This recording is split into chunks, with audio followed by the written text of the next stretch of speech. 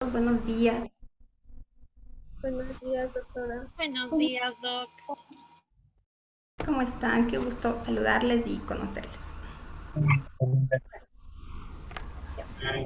Buenos días con todos. Nosotros somos estudiantes de la Universidad Nacional de Chimborazo de la carrera de Psicología Clínica. El día de hoy nos encontramos con la doctora Lisbeth Estrada, donde vamos a tratar acerca del trastorno de somatización. Bienvenida, doctora. Muchas gracias, chicos. Bueno, estoy abierta a las preguntas que deseen hacerme.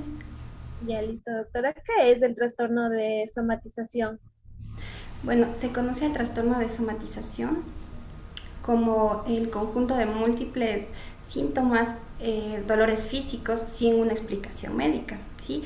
Entonces esto nos lleva al diagnóstico obviamente previo de una evaluación médica, y cuando ya no se encuentra una razón, entonces ya valoramos de una manera más psiquiátrica y psicológica, buscando las causas específicas, pero siempre se debe tomar muy en cuenta el que no podemos tomar como partes diferentes al cuerpo y a la mente, ¿sí? Entonces es algo que a veces se suele confundir un poco y se divide, entonces como ya no hay el, una explicación médica, solamente se lo toma de una manera psicológica, lo cual está incorrecto, y hay que tomar muy en cuenta eso, porque el cuerpo y la mente son uno solo.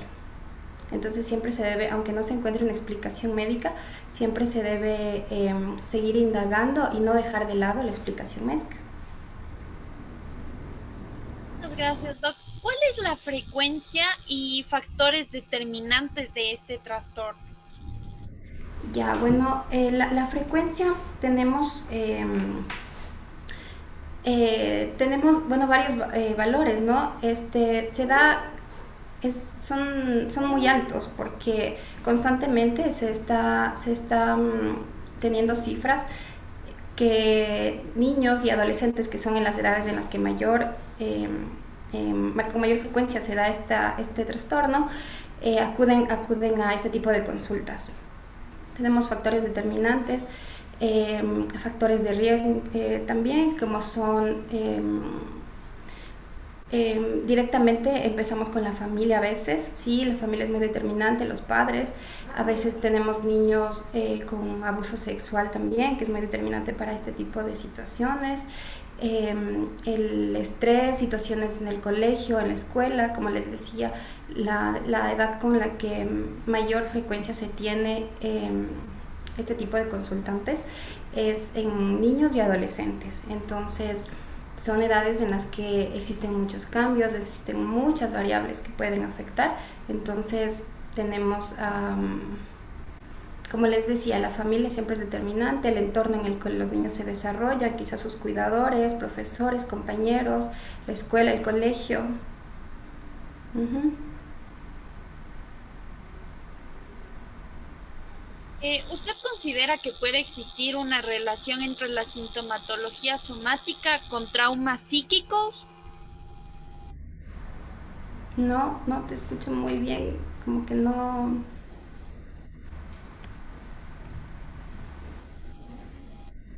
Ya, Ok, Doc. continuamos. Bueno, abordando un poquito la pregunta de mi compañera, era si es que puede existir una relación entre la sintomatología somática con algún trauma psíquico ya anteriormente. Que si se relaciona la sintomatología somática con trastornos, Con con. trauma psíquico, claro. Si puede existir una relación entre. Sí, sí, de hecho sí se habla en varios estudios que puede existir una relación. Em, Siempre se debe tomar muy en cuenta no solamente al trastorno solo, ¿sí? Solo como que solamente estuviera eso, sino siempre se debe tratar y verificar, examinar qué hay detrás, porque sí puede tener comorbilidad con otros tipos de trastornos, en este caso psíquicos, psiquiátricos y todo eso. Uh-huh. Ya, doctora, ¿me podría decir cuáles serían los signos y síntomas que se evidencian en este trastorno de somatización que presentan? Claro, bueno, tenemos para tener un criterio diagnóstico, o sea, bueno, los principales signos y síntomas son, obviamente físicos, y entre los con más alta frecuencia que tenemos son cefaleas, dolores musculares, articulares y dolores de estómago. Son los que mayormente se presentan, ¿sí? Pero también se debe tomar muy en cuenta para poder ya diagnosticar los criterios diagnósticos, que en este caso tenemos en el DSM-5 y en el CIE-10. Cada uno lo toma como... o sea, sí, de una manera parecida los criterios, pero sí varía un poco. No sé si desean que se los diga, los criterios diagnósticos que tenemos en cada uno. Sí, doctora, por favor. Y bueno, en el DSM-5 tenemos, por ejemplo, debe estar presente uno o más síntomas de los que ya les había mencionado y que cause realmente una molestia. Otro que toma el DSM-5 es que los pensamientos sean muy frecuentes, muy constantes y que realmente causen una molestia ya más grande.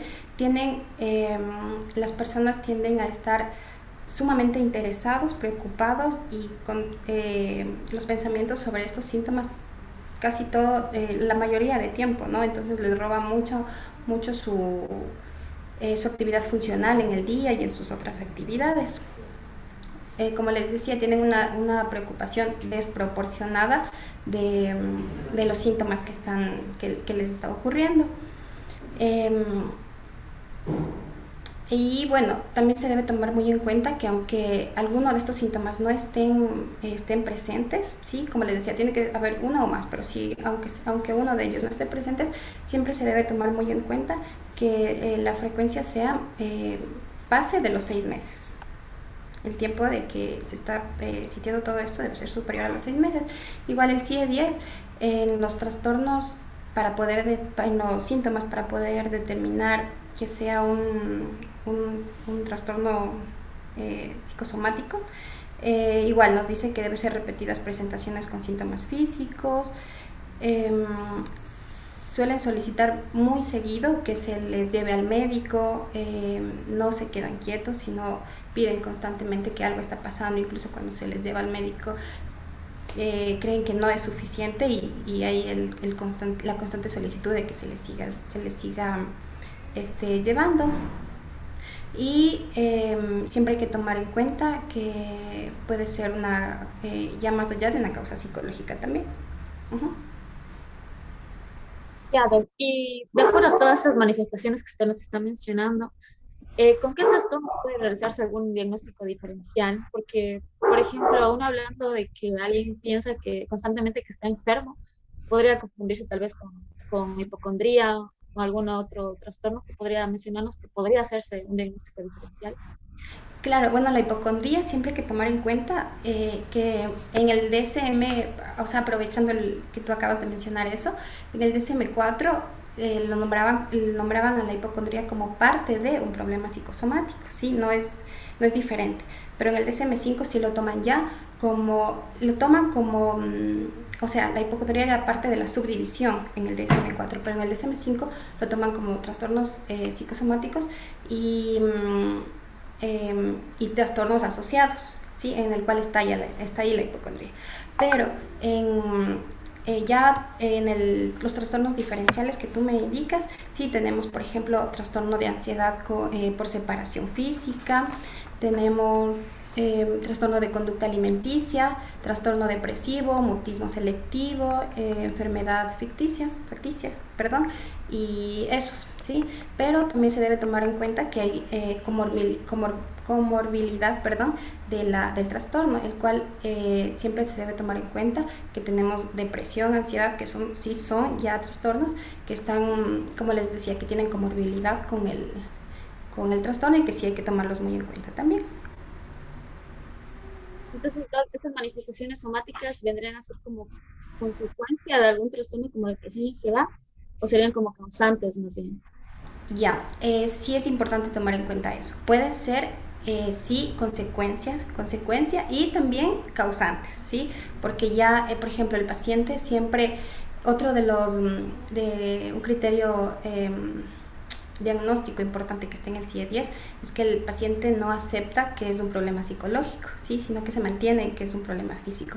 Entonces, al al uno insistir en que no hay ningún problema físico, puede llevarles a ansiedad, depresión y todo eso. Pero también sí, varios estudios indican que la ansiedad y la depresión pueden llevarles a este tipo de dolores, ya que obviamente sabemos que es algo psicológico, entonces no se va a encontrar una causa médica, pero sí hay dolores físicos. Uh-huh. Listo, doctora. Nos ha servido bastante todo este tiempo. Le agradecemos mucho por su colaboración. Ya, no, de nada. Y bueno, también algo importante a tomar en cuenta es que este trastorno se da mayormente en mujeres, ¿sí? Porque un poquito, si vemos un poquito en la historia, si ustedes tienen la oportunidad de leer un poquito, antes tomaban a este trastorno como parte de la histeria, que de lo cual hablaba Freud y todo eso, entonces pensaban que era solo de las mujeres, ¿sí? Por la alta frecuencia que tiene, incluso, o sea, hoy está en una alta tasa es en mujeres que se da este trastorno, ¿sí? Y como les decía, es en niños, en adolescentes, obviamente en varones también, pero con menos incidencia. Uh-huh. Doctora, disculpe. Un poquito ya hablando sobre este tema de trastorno de somatización, usted como una profesional ya experimentada, ¿no? Que tiene un poco más de experiencia, ¿me podría decir cuál sería un tratamiento o cuál sería el proceso de mejoramiento para reducir estos síntomas, signos y síntomas del trastorno, ¿no? Claro, lo que sería un poco en el tratamiento, entiendo que me preguntas, ¿sí? Sí, exactamente, parte del tratamiento. Bueno, lo primero que se debe hacer y que debemos tomar en cuenta, como les decía al principio, ¿no? Uno de los factores de riesgo siempre es la familia. Bueno, no siempre, pero sí hay que tomar muy en cuenta qué está pasando y qué situaciones se está viviendo en familia. Entonces, lo primero que se debe hacer es informar y tratar el caso a partir de la familia, ¿sí? Una terapia muy importante con la cual se trata esto es con la terapia cognitiva conductual, ¿sí? Debemos trabajar mucho ahí y es lo principal que se debería hacer. Uh-huh.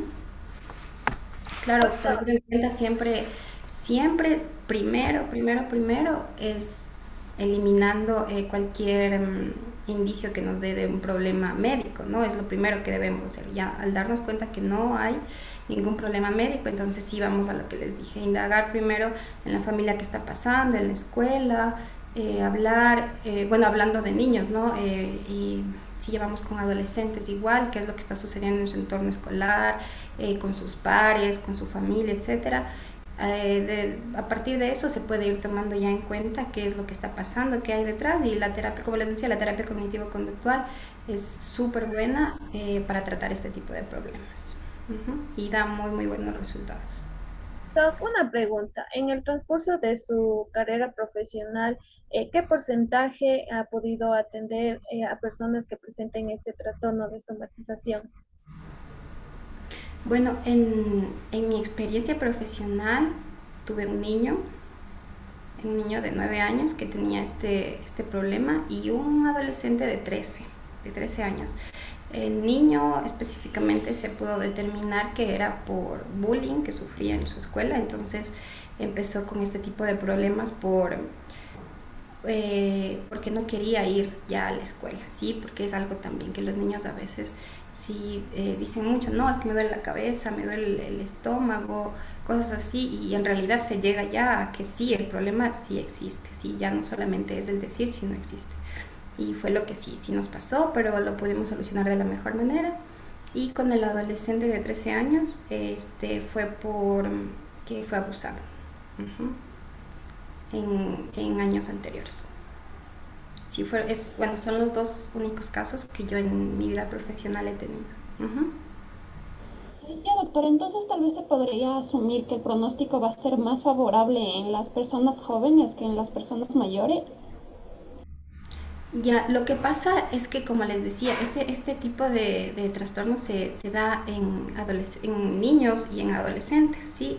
Hay muy pocos casos que se dé en adultos. Claro que sí se da, pero claro, sí es mucho más favorable porque como todo problema que se dé en etapas en las primeras etapas es mucho más favorable poder solucionarlo, poder ayudar, porque es una etapa en donde sí, o sea, sí se puede hacer mucho más que cuando ya son adultos, que están instauradas ya otro tipo de situaciones que a veces afecta eso un poco, interfiere, ¿no? Yo en lo personal considero que sí, que en etapas iniciales como niños, adolescentes, sí es mucho mejor. Cuando se detecta a tiempo y se hace un buen diagnóstico, se puede dar un correcto tratamiento y tiene muy, muy buenos resultados. Ya, doctora, a nuestro grupo le agradece bastante por toda la información. Creo que nosotros como estudiantes necesitamos toda esta información, estos datos que usted nos ha dado, desde la historia, tratamiento, pronóstico, signos y síntomas. Creo que son cosas que nosotros, al menos con su experiencia ya profesional que nos ha podido dar, nos aporta bastante para el conocimiento. Entonces, le agradecemos mucho a nuestro grupo su participación con nosotros y gracias por la apertura. No, al contrario, gracias a ustedes y de verdad espero que aunque haberles podido colaborar con un poquito de lo que yo sé también, porque siempre hay que seguir leyendo y aprendiendo muchísimo, no sé, nunca se termina de saber todo. Entonces, y si tal vez desean, igual tengo un documento que es muy bueno y habla de eso, que es psiquiátrico infantil y podría también colaborarles para que se informen. Hay datos muy buenos, hay estadísticas muy buenas y podría ayudarles mucho en la información que ustedes necesitan. Nos ayudaría mucho, doctora. Muchísimas gracias. Claro que sí, estoy a las órdenes y bueno, que les vaya muy bien. Como les decía, espero haberles podido ayudar aunque sea un poquitito en algo que ustedes necesiten y para cualquier cosa, eh, no duden en preguntarme si yo puedo ayudarles. Muchas gracias, Muchas doctor. gracias. Una buena Muchas gracias, doctor. A ustedes, que les vaya muy bien.